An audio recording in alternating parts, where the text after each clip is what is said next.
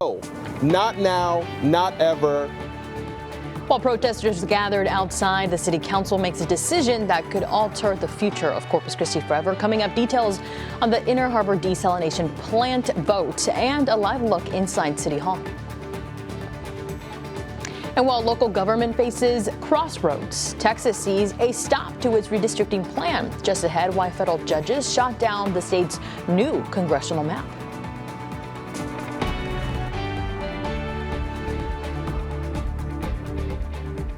Good evening and thank you for joining us. I'm Clara Benitez Cortez. It's been a busy day at City Council as the Inner Harbor desalination plant is the headline of today's meeting agenda. We now go to senior reporter Suzanne Stevens, who is live at City Hall. Suzanne, after a lengthy public comment, are we any closer for a vote from City Council? Your guess is as good as mine, Clara. Council has still not voted on the subject matter because people had a lot to say. And I think what stood out the most was how many industry professionals came out to voice their concerns about a project that they say is critical to the city's future. Today is not a reset. Well, it's actually not a green light. It's a reset, more like. Council is voting whether or not to let the second place bidder reprice the Inner Harbor desal plant at no cost to the city. They're voting on a memorandum of understanding with Corpus Christi desal partners, giving the company access to previous contractors' design work so they can build a new full cost estimate. The mayor compared the move to getting on first base, the start of a very long process. But several council members once again pointed to rising water bills. And with so many industry workers in the room, the message was direct. Companies may need to help shoulder some future costs. District 3 Councilman Eric Cantu said that when he's knocked on doors, most people tell him they're worried about their high water bills and how high they could go. At-large Councilwoman Carolyn Vaughn addressed industry directly, saying companies do a lot for the community through scholarships and challenged them to do the same for residents who may struggle to pay those high water bills. Other council members pushed for environmental modeling now, not later, and Councilwoman Sylvia Campos repeated her position that the Inner Harbor is still the wrong location and still the wrong project. If council approves the MOU, a final decision on the project will not be made until next spring when that new price comes forward. At City Hall, I'm senior neighborhood news reporter Suzanne Stevens, Chris 6 News. All right, Suzanne, thank you. Very important topic right there. The Inner Harbor desal project triggered a flurry of protesters outside City Hall today, speaking out against the decision to bring it back to City Council. The protesters stood near City Hall, sporting signs and shirts against the project, calling it a billion-dollar blunder. Community members, including environmental organizations, say the project comes at a different kind of cost for people living near the Inner Harbor. We stand up for our people. So it is going to take all of us to say no, not now, not ever. The residents of the Coastal Bend stand against the desalination project. Neighbors opposing the Inner Harbor desalination project say they are not backing down. They tell us they'll continue pressuring city leaders as plans move forward. Also at City Council, a grant application was approved for the Rhodes pipeline today. This grant is for $16 million and it would fund upgrades to the Rhodes pipeline. Today's vote only gives the okay to apply for the grant money. Approval from the Texas Water Development Board is still pending.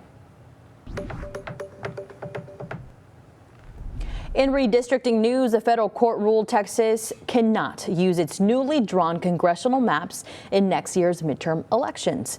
The court said challengers would likely be able to prove the map was the products of unconstitutional racial gerrymandering. The Republican-friendly map made Texas the centerpiece of a national GOP effort to redraw congressional maps ahead of the 2026 midterms. State Republican lawmakers were aiming to produce as many as 5 more GOP-friendly seats next year at President Trump's urging.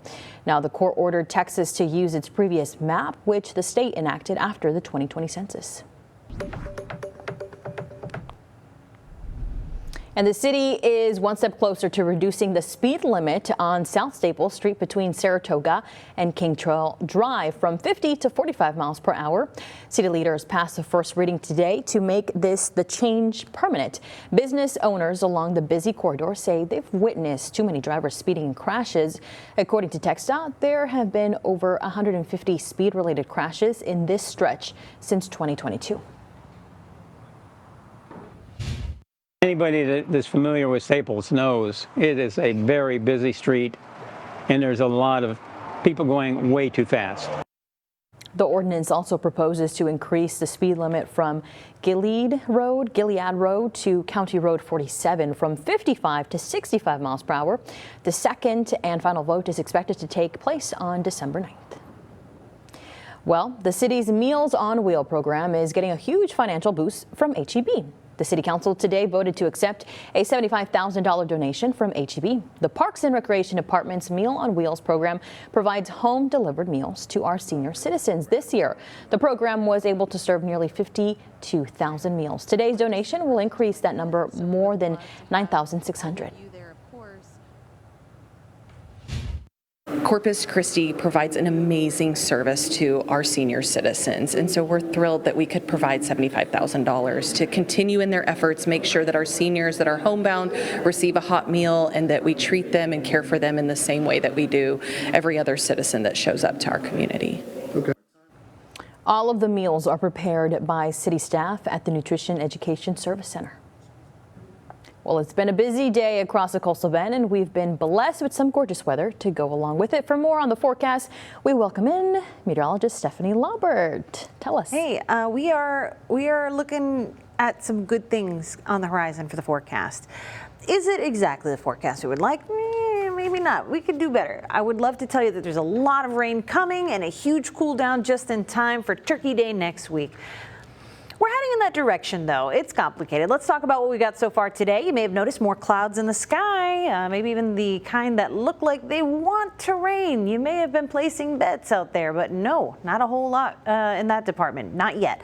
But there is rain on the way, and this is the sign that it's coming. Now, as far as the cool down goes, there's nothing cool about the orange you see across the northern Gulf Coast, but maybe you've heard the chisme on Facebook, whatever social media platform you love most, about huge cool down coming to a lot of the lower 48.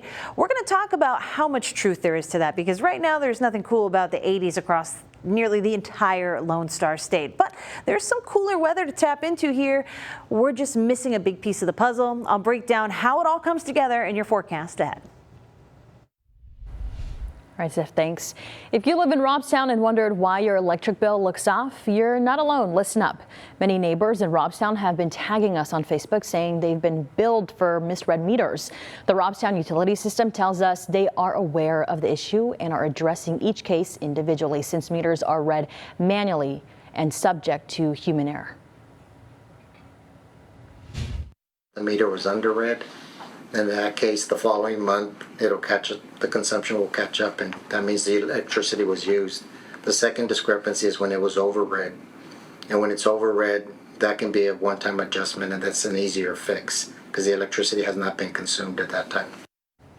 If you believe your bill was one of those impacted, call or email Robstown Utilities with information on your screen there, or head over to christv.com.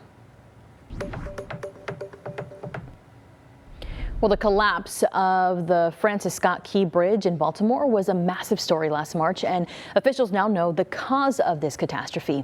The National Transportation Safety Board held a public meeting Tuesday to determine the cause and approve a final report.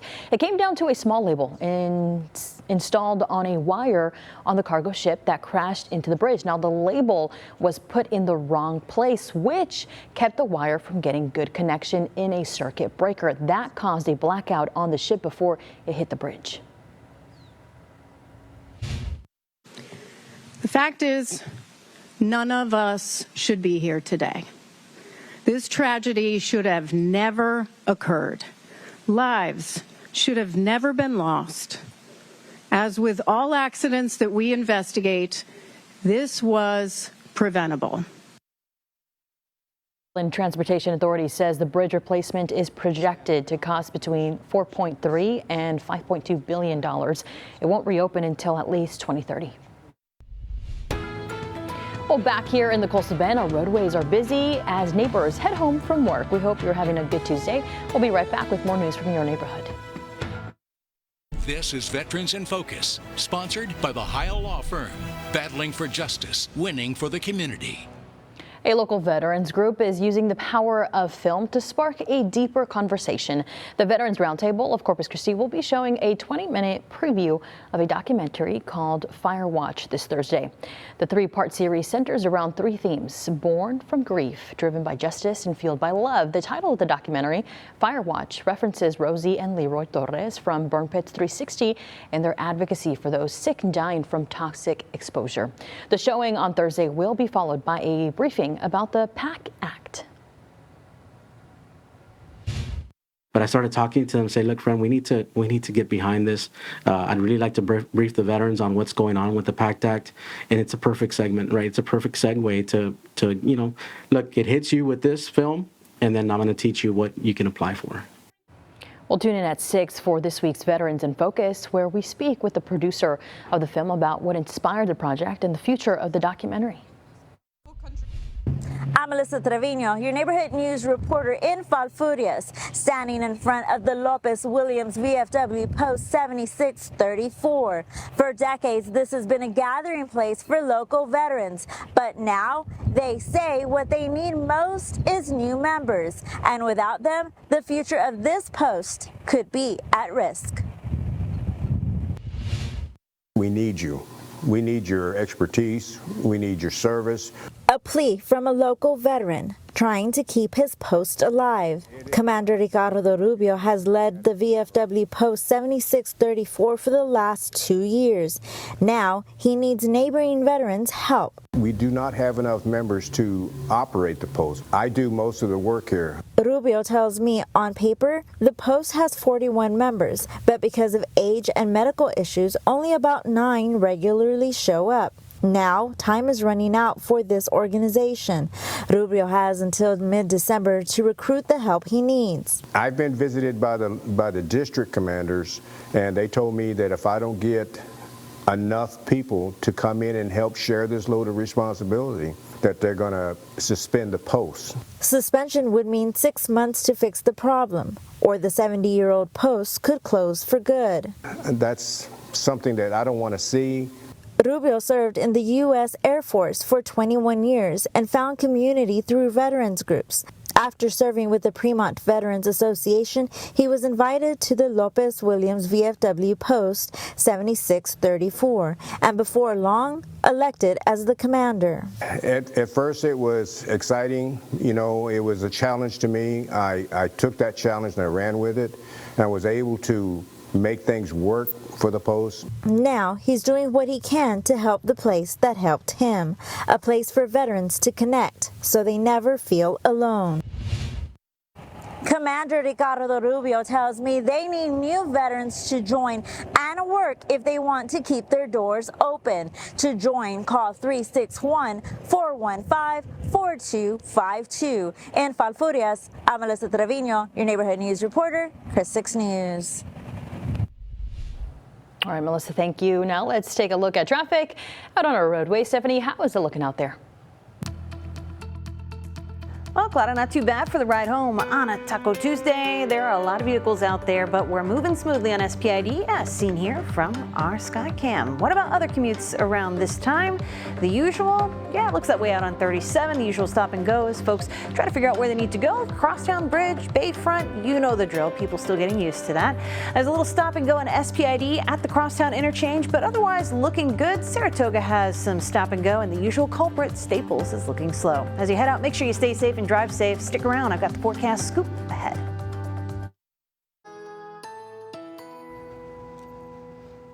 All right, it's been a while since we've had a weather alert to show you. That's how boring and dry the forecast has been. And you know what? These alerts are not even for us, but I think it's a great way to start kind of tempering our expectations for the upcoming rain. Yes, we are going to get rain. It looks like everybody's in the pool on this one. Are we going to see a lot of rain? No. What is a lot of rain?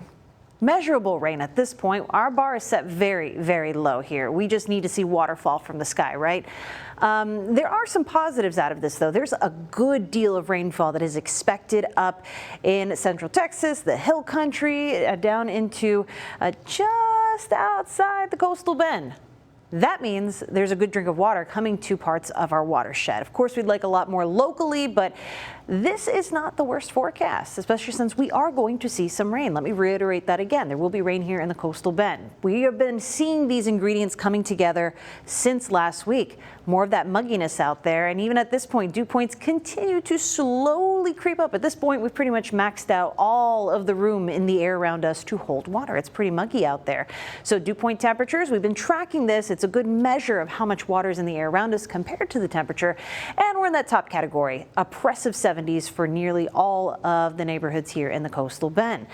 We also have been feeling it because our temperatures have been at least 10 degrees warmer than we typically expect them to be for this time of the year. And we've been near records, at times beating them with some of the heat out there. Right now, things are coming back down, hanging out near 80 degrees along the coast. Inland neighborhoods, you're still hanging on to the middle 80s. So yeah, not November-like at all when it comes to the temperature, but the fog, that's been something that's typical for November. It was starting off with that shallow fog as we began the weekend and started the week, started seeing more of that kind of creeping up and becoming an issue out on the roadways. So please be careful because it will be back again tomorrow morning for that commute. So keep that in mind. If you've been giving yourself a few extra minutes and it's been helping, keep doing that. Don't change anything yet, right? If it's not broke, don't fix it. But let's talk about this complicated weather picture because I told you there was a cold front coming, may bring us a cool down, bring rain. That cold front has seemed to bail out on us. It does not look like the upper levels of the atmosphere are going to help push it all the way through the coastal bend, but that's okay.